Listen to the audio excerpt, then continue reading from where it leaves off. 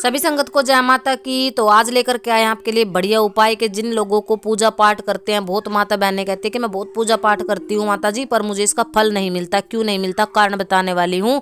Video में अंत तक बने रहना और वीडियो को आखिर तक देखना, बहुत नॉलेजफुल होने वाली है। और जिन लोगों के ऊपर तंत्र मंत्र बहुत ज्यादा होता है, एक बार कटवा लिया आपने किसी भगत से, फिर दोबारा से कर दिया, करने वाला तो करेगा भाई। तुम 10 बार हटवाओगे, वो 11 बार करेगा, क्योंकि उसको आनंद आता है इस चीज में, जो करने वाला और करवाने वाला है। अब करने वाले को पैसा मिल रहा है, करवाने वाले को तुम्हें दुखी देख के आनंद मिल रहा है, तो तुम कब तक कटवाओगे। 5 ऐसे देवी देवताओं के बारे में आपको बताऊंगी जिनकी आपने सेवा कर ली तो तंत्र मंत्र कभी हो ही नहीं सकता। वो आपके द्वार पे पहरेदार की तरह रहेंगे। आप उनको छोड़ते हो, भक्तों के चरणों में लेट जाते हो, भक्तों की शक्तियों को पूज लेते हो कि फलाने भगत ने मुझे बाबा बावरी की शक्ति दे दी, फलाने ने मुझे माँ काली की शक्ति दे दी, इसकी शक्ति चढ़वा ली मैंने, उसकी चढ़वा ली। अरे तुम्हारे घर के देवी देवताओं को पूजो। आप नगर खेड़ा महाराज को, माँ चौगानन को, अपने पितरों को, अपनी कुल देवी इष्ट को, इन सबको पूजो। अब देखो, जो आपकी कुल देवी है, लोग कहते हैं प्रसन्न नहीं होती है, और कुल देवी की कृपा कैसे प्राप्त करें। बहुत सारी माता बहनों का एक ही सवाल है, कुल देवी की कृपा कैसे प्राप्त करें कि हमें तंत्र मंत्र से बचाए। सीधी सी बात है, हमें तंत्र मंत्र से हमारे घर के पितर और कुल देवी ही बचा सकते। अगर वो मजबूत है ना, प्रबल है, तो कोई भी तंत्र मंत्र आपके ऊपर असर कर ही नहीं सकता। करने वाला अपना जोर लगा ले, कितना भी जोर लगा ले, वो भी तो किसी शक्ति को लेके ही बैठा है, किसी ना किसी शक्ति के सानिध्य में ही उसने वो तंत्र मंत्र जागृत किए होंगे। जिन भूत प्रेतों को वो आपके ऊपर भेज के प्रसन्न हो जाते हैं, आपको परेशान कर देते हैं, और आपका मनोबल कमजोर है, विश्वास कमजोर है, क्योंकि आप कर्म ही नहीं करना चाहते हो। आपको आदत हो गई है पका पकाया खाने की, यानी कि दूसरे भगत कर लें, बस भगत आप ही के बीच के हैं, वो कोई दूसरे ग्रह के प्राणी नहीं होते। और बहुत माता बहनें ये कहती हैं कि नहीं नहीं जी, हम तो भगत बन नहीं सकते, हमसे इतने मेहनत नहीं होती। अरे भगत कोई ज़्यादा मेहनत नहीं करता, वो केवल गुरु सनिध में चलता है, गुरु के आदेश पे चलता है, और जो गुरु के द्वारा उसको समय समय पे बताई गई पूजा पाठ होती है उन्हीं को करता है। ज़्यादा डोंग डपेड़े में भगत नहीं घुसता। अपने गुरु के द्वारा बताए गए नियमों से अपने ही घर के कुल देवी पितरों को प्रबल करता है, अपने विश्वास को जागृत करता है, अपनी श्रद्धा को जागृत करता है। अक्सर आपने देखा होगा कि जब YouTube का ज़माना नहीं था, तब उस टाइम के जो भगत हैं, जो हमारी उम्र के भगत हैं, कि उनके पास तो YouTube भी नहीं होता था, गूगल नहीं होते थे, मंत्र भी नहीं होते थे, फिर भी अपने इष्ट की कृपा हमने हासिल करी। और आज इस समय में आकर हम इतने मजबूत हैं, हमारे अंदर किसी भी भूत का, प्रेत का कोई डर नहीं, किसी तंत्र क्रिया से हम नहीं डरते। कारण क्योंकि अपने इष्ट की शक्ति को मजबूत किया है, उनके प्रेम को समझा है, प्यार को समझा है। अब आप कुल देवी को प्रसन्न कैसे करोगे कि कुल देवी आपके घर के द्वार पे खड़ी होकर आपकी रक्षा करे।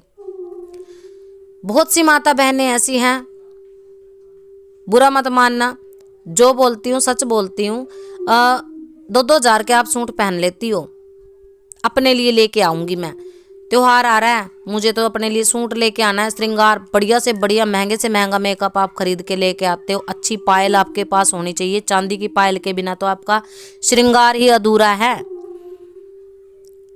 लिपस्टिक आपको बढ़िया चाहिए, चूड़ियां आप ब्रांडेड डालोगे, बिल्कुल सस्ते वाली चूड़ियां नहीं डालोगे आप। पर सोच के देखो, जैसे ही त्योहार आ रहा है, क्या उस त्योहार पे तुम्हारी दादी रानी का, कुल देवी का सजने संवरने का हक नहीं, अधिकार नहीं। अब तुम ये सीधी सी बात, सबकी एक बात होती है कि हमारे घर में बरकत नहीं है। इसका कारण मैं आपको बताती हूँ, कुल देवी माँ, कुल देवी ही वो होती है जो हमारे बच्चे पैदा करने में सबसे आगे होती है, हमारे घर की बरकत लाने में सबसे आगे होती है। और हमारे पितर, दो ही चीज चलती हैं, नगर खेड़ा मनाओ, मदानन माता मनाओ, चुगानवाड़ी जो जहाँ से आपके ऊपर भूत प्रेत आते हैं और जहाँ छोड़े जाते हैं, यानी कि चौराहे से शक्ति बंधती है और चौराहे से शक्ति खुल जाती है। तीसरी आपकी कुल देवी, कुल देवता, और आपके पितर देवता, आपके इष्ट देवता। ये 5 देव अगर आपने मजबूत कर लिए ना, आपको जिंदगी में कभी किसी तंत्र का सामना करना ही नहीं पड़ेगा, किसी भगत के पैर पकड़ने नहीं पड़ेंगे, आप स्वयं एक भगत बन जाओगे।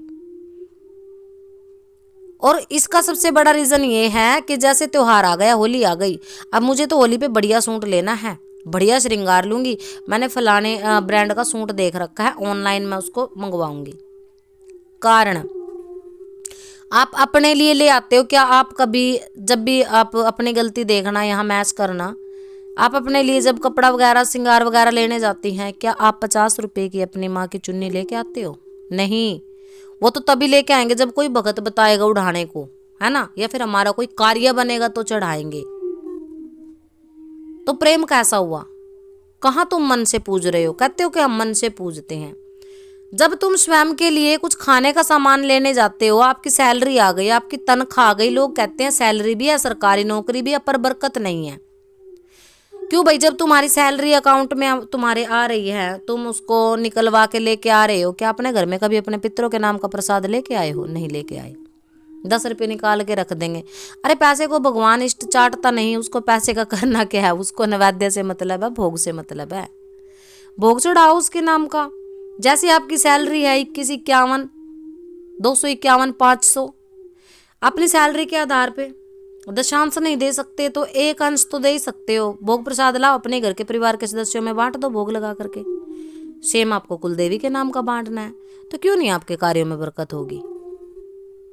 फिर आप कहते हो कि किसी ने हमारी कुलदेवी बांध दी है। नहीं, देवी देवताओं की शक्तियों को कोई नहीं बांधता। आपकी बुद्धि बंधन होती है, आपका शरीर का बंधन हो जाता है, आपके घर का बंधन हो जाता है। शक्तियों को कोई नहीं बांध सकता।